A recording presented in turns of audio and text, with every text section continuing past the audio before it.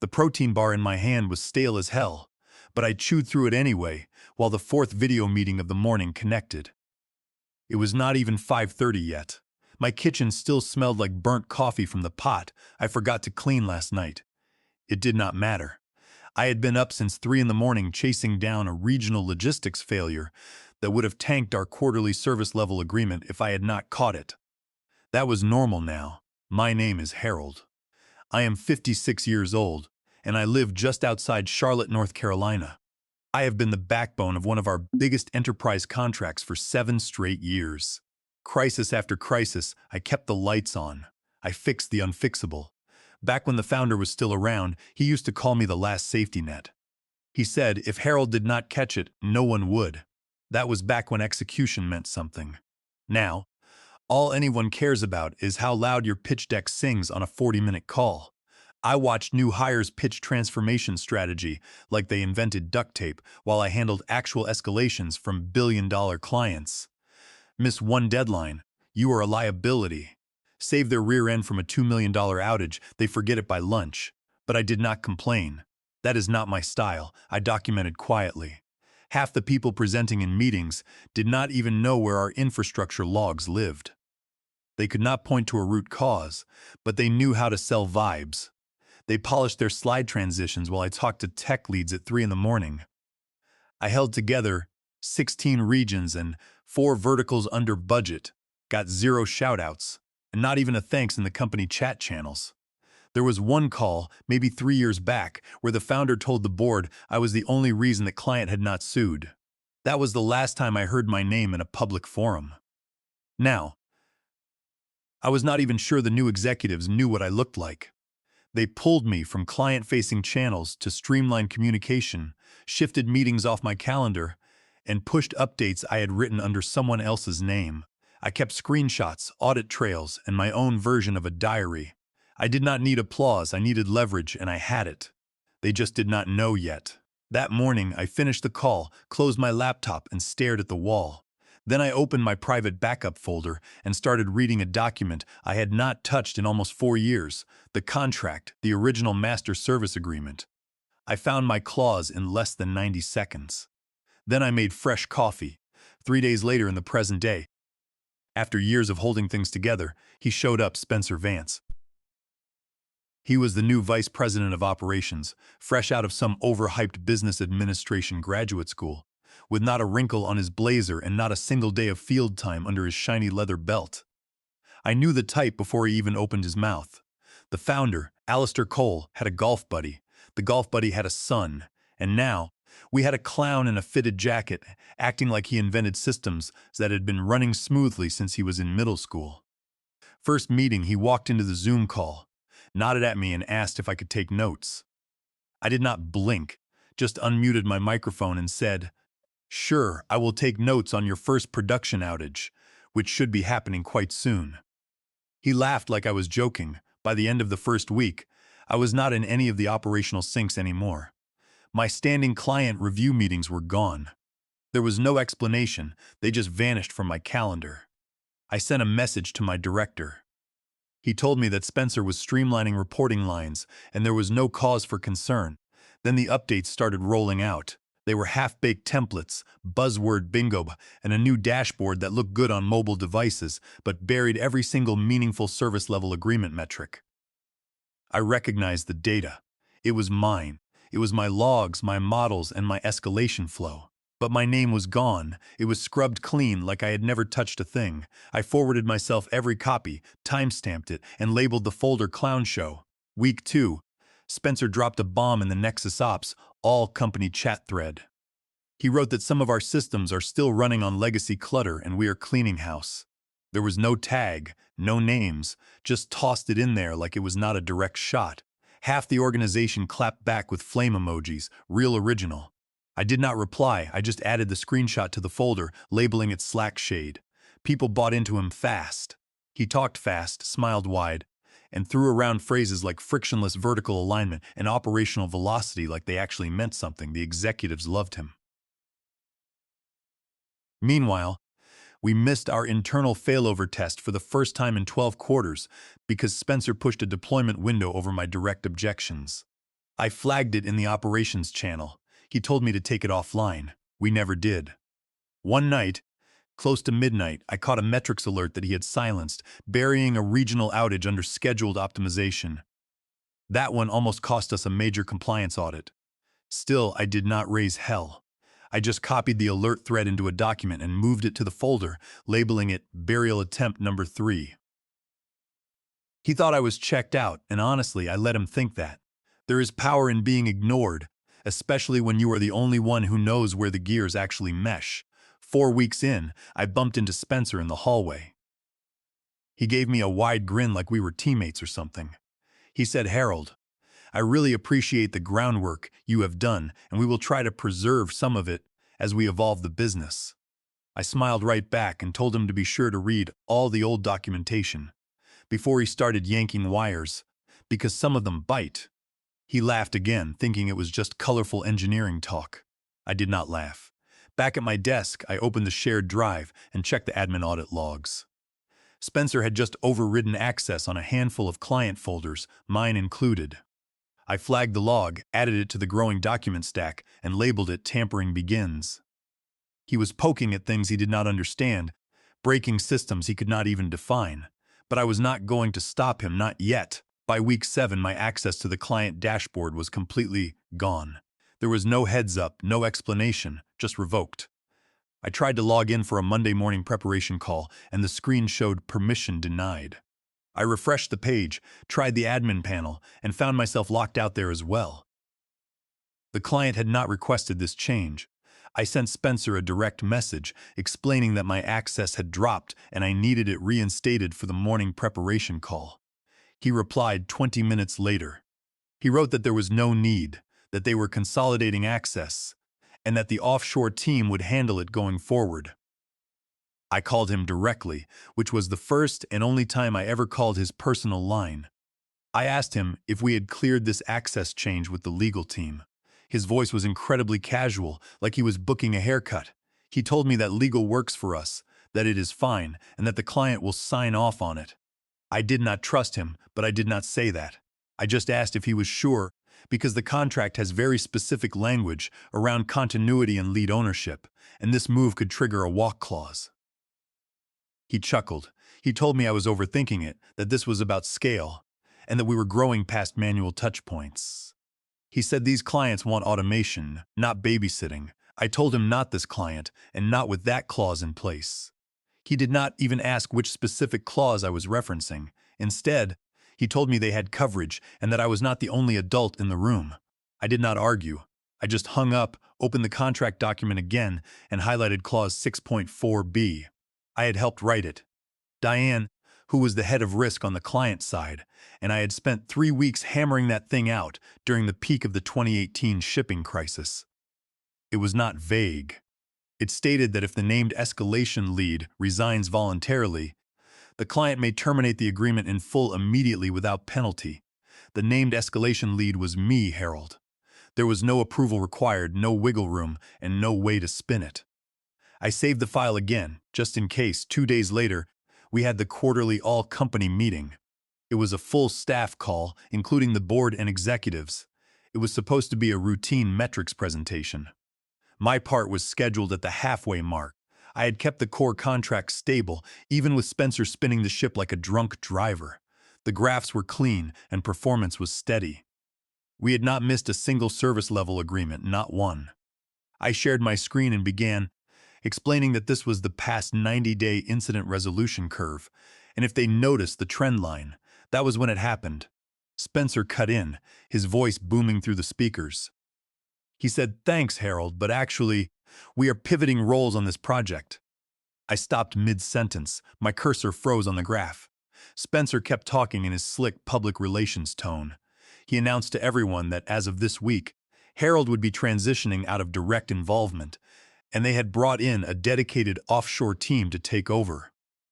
Then, with a single click, he muted my microphone. In front of 170 staff members, the board of directors, and the general counsel, he muted me. My camera was still on. People saw my face. I did not flinch. I did not try to unmute. I did not raise hand, and I did not type a single word in the chat window. I just closed my laptop, sat there in the kitchen in the same chair, looking at the same half-dead plant on the windowsill, and let the silence fill the room. The general counsel, Gerald, did not say a word during the meeting, but right before logging off, I saw him pull out a pen and write something down on a notepad. That was all I needed to see. Later that afternoon, I opened the original 2018 contract again. I scanned every line like it was holy scripture. Clause 6.4b still held. If the named lead resigns, the client terminates. I logged out. I did not tell anyone what I was planning. I did not warn Spencer. I did not warn the legal department. And I did not even warn Diane from the client side. I had held this company's mess together for 7 years. I had eaten more garbage than any executive in that building even knew existed. And now, I had been muted on a live call like I did not matter, like I was legacy clutter. I watched the backup upload finish, closed the browser, shut my laptop, and took the rest of the afternoon off. Back in 2018, everything in the logistics sector was on fire. Diane was the head of risk management on the client side. She was sharp, blunt, and did not waste a single second of anyone's time. We had never met in person, and we had no reason to meet. We both ran hot and fast on black coffee and tight deadlines. She called me at 8 in the morning on a Tuesday and told me they needed a name, not a department, but a specific name of someone who owns the operation end to end. I did not even hesitate. I told her to make it me. She paused and asked if I was sure, and I told her that if it breaks, I will be the one to fix it. We spent 12 straight days rewriting the master service agreement. There were hundreds of emails, video calls, and late-night edits. Clause 6.4b was born from that exhausting stretch. Her legal team called it a continuity safeguard. Our executives barely read it. It did not matter to them at the time, but I made sure it stayed in, word for word. The clause named me directly. My resignation meant the client could walk. They needed someone to own it, and I did every single minute since. A couple of hours after the disastrous meeting, Human Resources sent me a message. They asked if we could pull together for a quick synchronization to align on transition planning. There was no subject line, no real explanation, just a calendar invite. I walked into the conference room with nothing but a pen. 3 of them were sitting there. There was the head of Human Resources, someone from People Operations, and Spencer, sitting back like a high schooler who had just learned a new business buzzword. The Human Resources lead smiled warmly, telling me they were just there to support me through this next chapter and make sure we were all aligned. I cut her off immediately. I asked her flat out if I was being let go. She blinked, looking over at Spencer in confusion. He opened his mouth to speak, then shut it quickly. "No," she said, "there is no termination in progress." I nodded, told them all right, stood up, and left the room. I did not even take the water bottle I had brought in. Back at my desk, I sent one simple message to my team, instructing them not to forward anything to their personal email addresses. I did not provide any other context. The message hit much harder than I expected. Within an hour, the internal group chat was lit up with questions, asking if I was leaving, if something was going down, and if this was about Spencer. I did not reply to any of it. I just watched the messages roll in. The next morning, the legal department viewed the contract file. I received the system notification. The shared folder log showed 5 names. 3 were from compliance. 1 was the general counsel Gerald, and 1 was an unknown administrator account. The file had been opened 7 times and exported 3 times. I refreshed the log every 40 minutes. By lunchtime, the view count hit double digits. Gerald, the general counsel, pulled it up 4 times in a row. He did not send me a message, and there was no need to contact me. By mid-afternoon, you could feel the physical shift in the office dynamics. Directors started whispering in the corridors. A chat thread about updated client engagement terms was suddenly deleted without explanation. One of the product leads asked if anyone had a copy of the original master service agreement. No one answered him. I just sipped my coffee and watched. The next day, Spencer pushed another system update announcement. It was loud and boastful, as always, packed with complicated acronyms. He was still playing offense, but the tone was slightly different this time. It was a little more careful, showing less teeth and more defensive hedging. I saw the first signs of fear creeping in. He had not read the clause himself. He still did not get it, but others in the building certainly did. The legal team was not stupid. They knew a ticking financial time bomb when they saw one. Someone had even commented privately on the contract file in the system, writing that they needed immediate confirmation that this clause was still valid under current policies. I did not respond to the comment. I let them find out the hard way. My role had been erased from the day-to-day operations, but they had forgotten that I was the one who poured the concrete for the foundation. I was not just the guy who held the line. I was the clause itself. The contract had my name written in permanent ink. The absolute silence from leadership told me they had finally realized the magnitude of what they had done. They could not fire me without triggering panic, but I could walk away whenever I chose, and if I did, the entire operation would burn to the ground. The night before the final all-hands meeting, I stayed late. I was not working on logistics. I was just cleaning. Every drawer in my cubicle was stacked with years of temporary fixes, handwritten notes from past outages, last-minute system saves, and client phone numbers I could dial in my sleep. I threw almost all of it into the recycling bin. The office was dead quiet, except for the low hum of the vending machine down the hall. I was not nervous at all. I was just completely ready.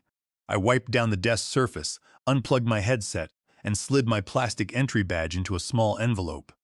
On the front, I wrote one single line with a black marker, effective at 8:45 in the morning. Then I went home and slept peacefully. That morning, I brewed my coffee slowly. I used the same mug, the same brand of beans, and followed the same quiet ritual. The virtual meeting invite popped up on my screen at 8:35 sharp. It was titled Quarterly Alignment, hosted by Spencer Vance, and attendance was marked as mandatory. There were 200 people on the invite list, including the entire board of directors. I joined the call at 8:38, keeping my camera off and my microphone muted. My virtual background, however, was already set. It was a solid black screen with bold white letters stretching across the center, reading effective at 8:45 in the morning. The corporate logo flickered on the screen behind Spencer's wide smile. He was in full pitch mode, speaking loudly and confidently, running through his prepared script about operational synergy and organizational velocity. It was the same meaningless corporate noise he had been peddling for months. He announced that today marked a new chapter, that they were optimizing delivery across regions, moving faster, smarter, and becoming more agile. He absolutely loved that word, agile. It meant nothing to him in practice, but it sounded expensive to the board. I waited quietly, watching the seconds on my clock crawl forward. 8:39, then 8:44.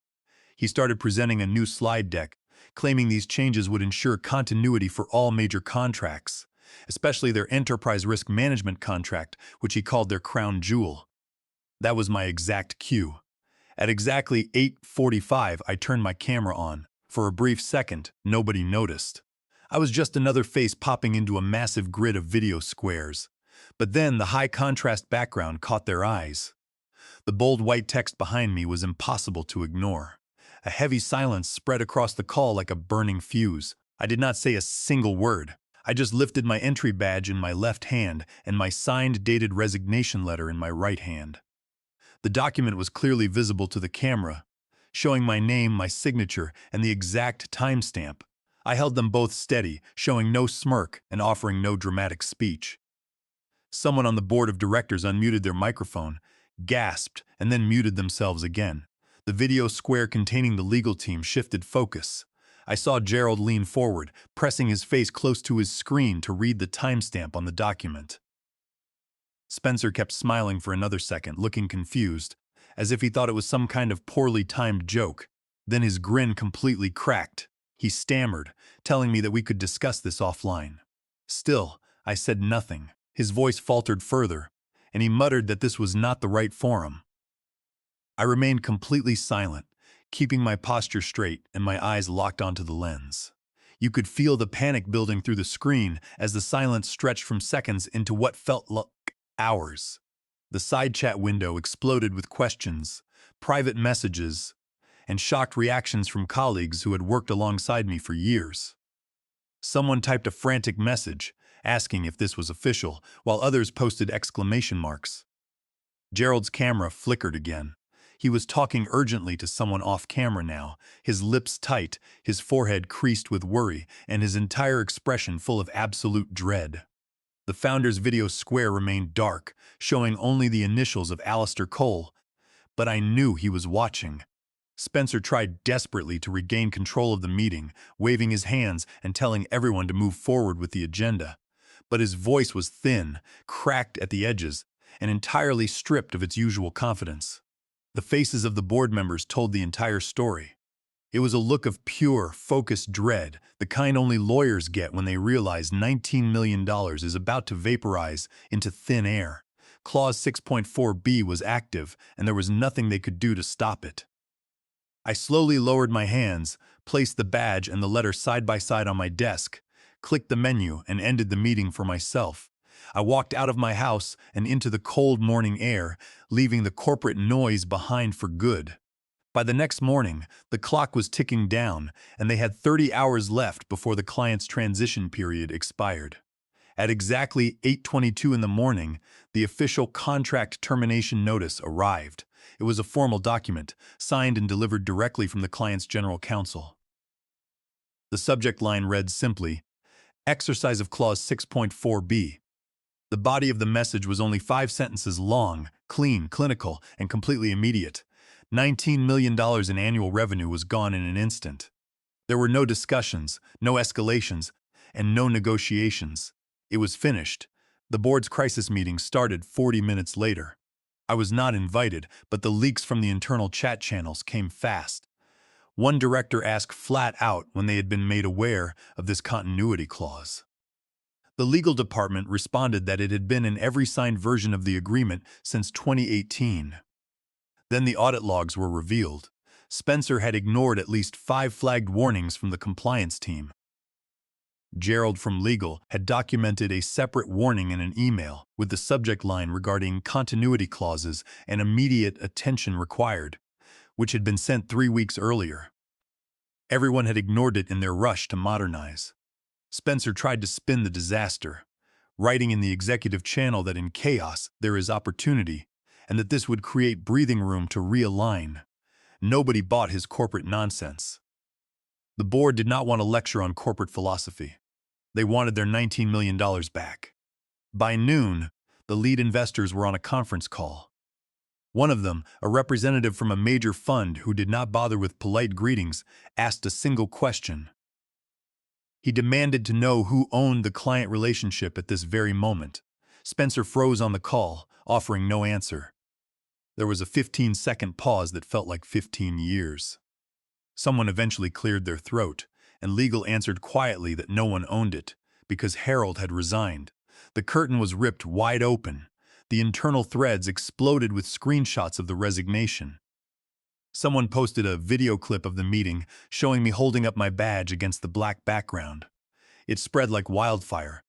By the end of the day, employees were sharing memes comparing Spencer's empty promises to the sudden loss of our largest account.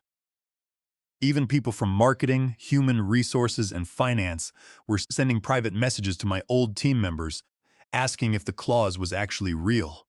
Meanwhile, I was at home making a simple lunch completely calm. I did not check my phone until 3:20 in the afternoon.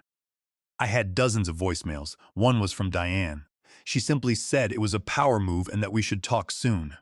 I smiled and set the phone down. By that evening, 5 different logistics startups had messaged me. One recruiter wrote that they had seen the story and could use someone with my specific expertise. I opened my laptop around 8 o'clock and started reviewing contract offers from 3 of them. It was real compensation, flat organizational structures, and no corporate actors in sight. I signed a consulting agreement with a lean 11-person firm outside Raleigh the very next day. They had a solid pipeline, real work, and a chief executive officer who wore flannel shirts and did not waste time in meetings. Back at my old company, the fallout was catastrophic. Spencer was stripped of his authority by Friday morning. His name vanished from the directory, his calendar was wiped clean, and his Slack account was deactivated. The board ordered a full review of all active client contracts to check for similar continuity clauses. The merger negotiations they had been working on for months fell through immediately, as the buyers were spooked by the fact that a single employee's resignation could wipe out $19 million in value. Budgets were frozen, and over the next 3 weeks, 10 senior engineers quietly resigned. I was already gone, focusing on my new role. A week after I started, a small package arrived at my door with no return address. Inside was a simple bouquet of lavender and eucalyptus, tied with twine, and a handwritten note. It read that if I ever wanted to come back, we would do it my way. I read it once, smiled, and placed it in the folder behind the copy of Clause 6.4b. It was too late for them, but the message was received. I shut the drawer, sat down at my new desk, and started working. My exit was not loud, but it was absolutely exact. I had left a crater behind, but I was already building something new, surrounded by people who actually understood how the engine worked. The new team moved fast, consisting of one founder, 3 developers, and 1 product manager who valued substance over style. On my first day, I resolved 2 critical pipeline bottlenecks. I received a single message from the chief executive officer thanking me for saving their project launch. I smiled, leaned back, and realized that for the first time in years, I was exactly where I needed to be.